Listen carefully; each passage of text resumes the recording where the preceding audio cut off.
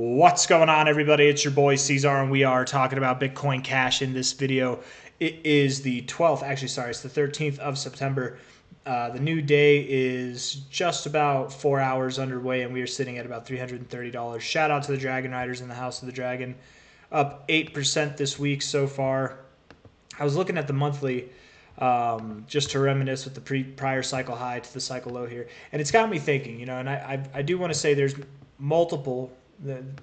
literally multiple reasons to expect anything from 1300 to 2400 on this next move up. There is, all right, and actually I'll go over those things first before I go over what I'm about to go over. So from a high to low here, relative high to low, you went to your 2272 right there, right?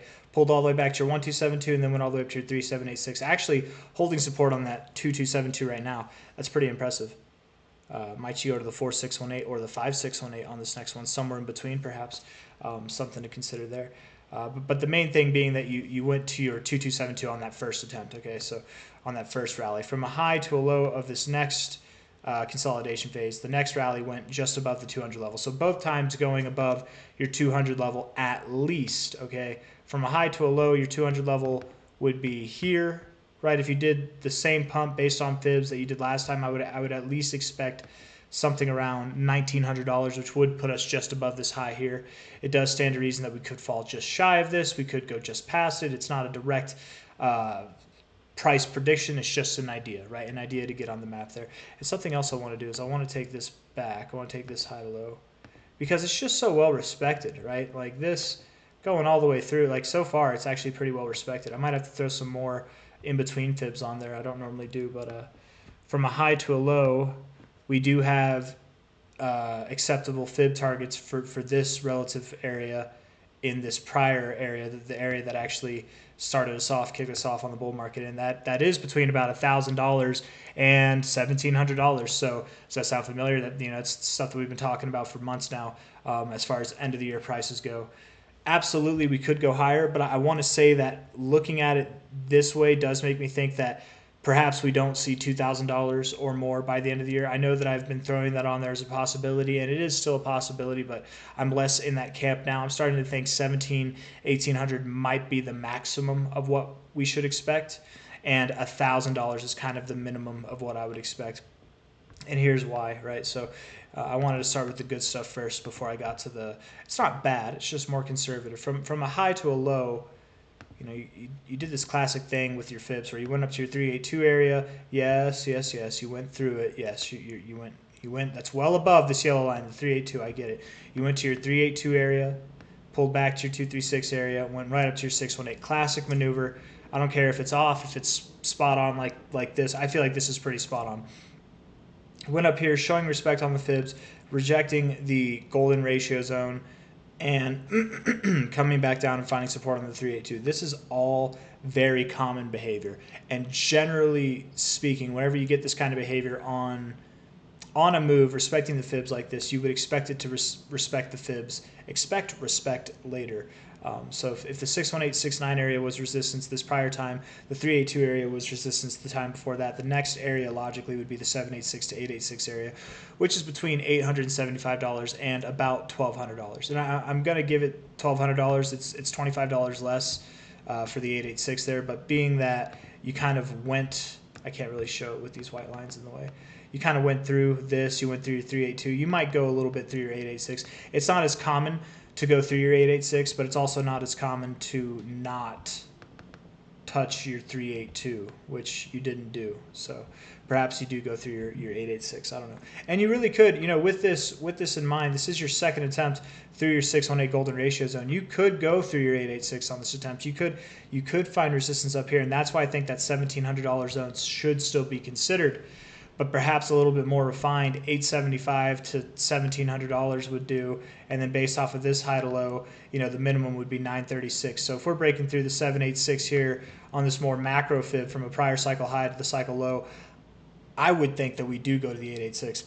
I think we're going to be around $1,200 by the end of this year. That's a little bit more refined. I know for a while I've been saying $1,700, and I still, if that happens, I'll definitely pat myself on the back a little bit because we have been talking about that for a long time, and I still am addressing it as a target. But I want to refine my guess for where the price is going to be, and I'm using the word guess not to demean myself, not to demean what we're doing here, but it's literally a guess. Every single thing here is a guess, right? It's to be real, to get it in your head that yes, this is a guess. This is not a. I mean, it's kind of a science, I guess. I don't know. You use methods like that. I don't know. It's a guessing game, man. It's a guessing game backed by math and historical data. I don't know. And there's science in there too. Anyways, it's not the point. Point is, I think a more refined area of around 1,000 to 1,700 with a specific target of like 12 to 1,300 in mind, I think is an appropriate area. We could go just through that 886, and right through that is this 1618 from the high to low, which again, the 1618 is the golden extension zone. It's the golden ratio. So, and then, maybe we find resistance in this area, in this bubble. It looks like some kind of double top, and we consolidate again as we have the prior two times. And people are like, oh, the cycle's over, it double topped. But really, it's like, nope, it's just getting started. Because if it's going to double top, that means it's going to break out of this consolidation phase. And we didn't form a multi-cycle consolidation phase just to end it here, man. No. Like, not going to happen. There's a fly. I can't see it, but man, I heard it. Anyways, it's because it's dark in this room, and this is the only light. I'm gonna go turn on a light in another room, actually, or in another area of the room.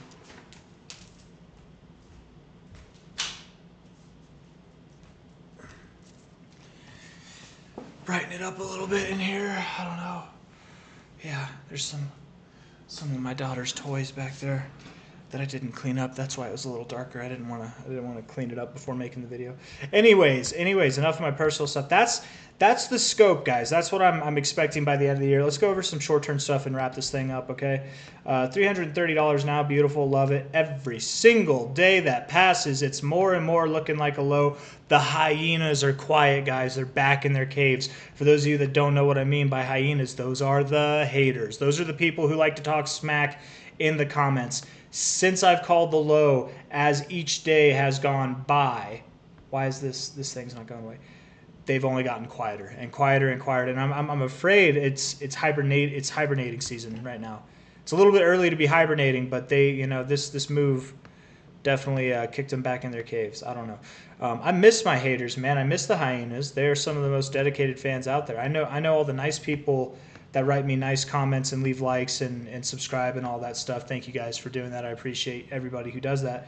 I know you guys are probably better fans, but man, the best fans, like you're better on a moral standpoint, but the best fans from like a statistical standpoint would definitely be the haters. Like they got you guys, man. Anyways, I'm talking. What is going on?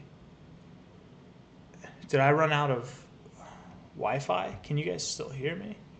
Let's see. What the heck is going on? All right. I don't know what just happened there, but I got sidetracked. Let's do the short-term stuff, right? Let's do the short-term stuff. We already know where it's going. We've been here before. We've talked about this since the low. We have a very clear heading. I love stuff like this, like news-driven events. You can definitely tell we're moving up in anticipation of the Fed. I think that this is what is leading up to this, right? Is that the Fed's going to have a meeting on the 18th, right? And they're going to announce rate cuts, probably, most likely. If not, whether it's rate cuts, I say this every time, whether it's exactly what we expect it to be, which likely with the Fed, they don't make it seem like they're going to do one thing and then do the exact opposite. They're not like that. That's how the media is largely, but whenever it comes to the Fed or like the SEC, stuff like that, they're pretty direct in what they say and what they mean. So I would expect we do get rate cuts, but even if we don't, even if it's rate cuts, if it's no rate cuts, if it's rate hikes, whatever it is, I'm expecting that we sell off afterwards. Whether it's good, bad, whatever, we sell off afterwards. All right, we're going to pump into the event. We're going to buy the hype of the event, and then we're going to sell the news, right? At a nice common area for a lower high, probably, right? And then it'll probably come back down and form some kind of higher low somewhere, probably around where we are now, if not a little bit higher than we are now. Let's see, where would that price be? What are we expecting? Something between 376 and 432, right? That's kind of the going area. I would expect, and I've said this since we found our low there, that we don't stop in this area. We could. It is the 618 golden ratio zone. We haven't technically broken into that. We haven't pierced that veil yet, but we have interacted with it twice. I would think on the third attempt we would just break right through it, right? But we could find resistance in this area because not only is that the golden ratio zone, it's a previous area of resistance, kind of a previous area of resistance back here as well, also areas of support. The 123 moving average that we found resistance on before, we've shown significance and found support on it time and time again. Could we find resistance on it here? And again, of course, you know, the main thing, it's the golden ratio zone. So that 376, 390, 400 area might be a little bit of a obstacle to get around. I think we will get around it inevitably, but with that in mind, I'm only saying that so specifically right now because I'm actually I want it to be on your radar. I want it to be a possibility that you expect, or not even expect, accept as a possibility. You accept it. My expectation is that we do go straight through, and we're probably going to be between 410 and 430, maybe 440, maybe even 460. Like we could go higher. We really could. I don't think that we're going to break through this high by the Fed meeting, but I do think that we will be above 400 by then. If I'm wrong and this happens, it's not the end of the world. We're not dead. It's not going to zero. But it's just a likely, like a logical kind of lower high.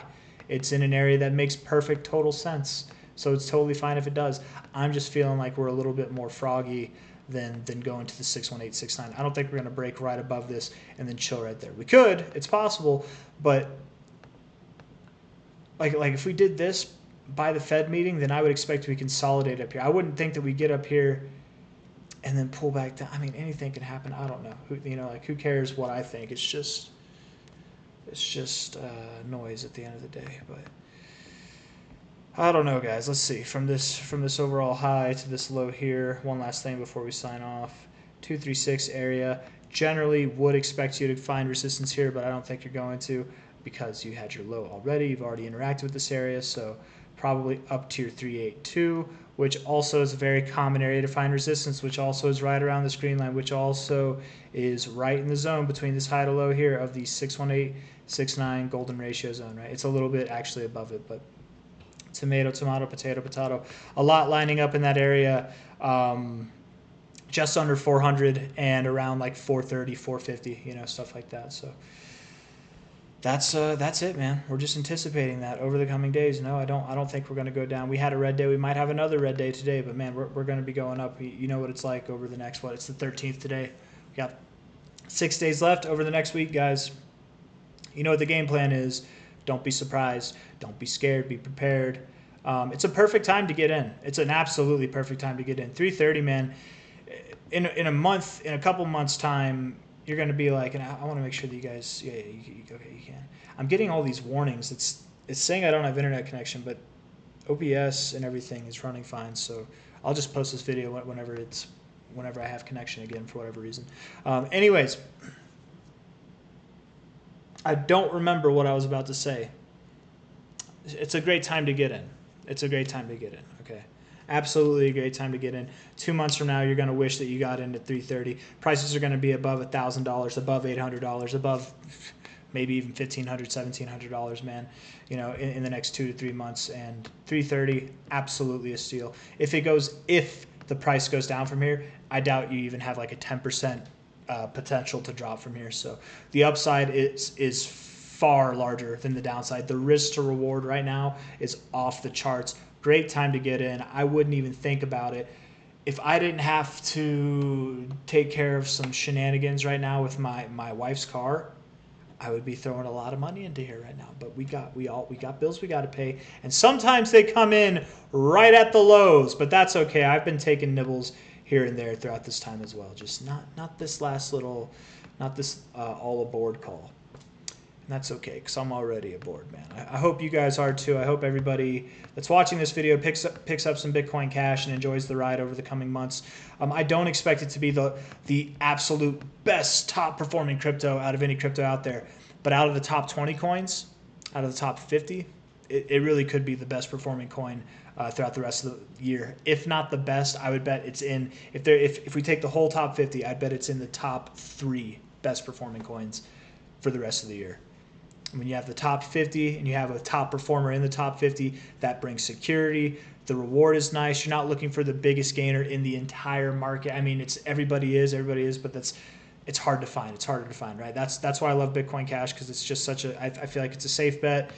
It's the better Bitcoin in my opinion, and in a lot of people's opinions, and in some objective facts too that are more than just opinions. But I'm rolling on, or I'm rambling on at this point. You guys know how I like to do. So hit that like button, subscribe if you want to see more content like this. I'll see you guys on the next one. Take care of yourselves. Load up before it's too late. You're gonna rue the day that you didn't buy Bitcoin Cash at $330. Take it easy.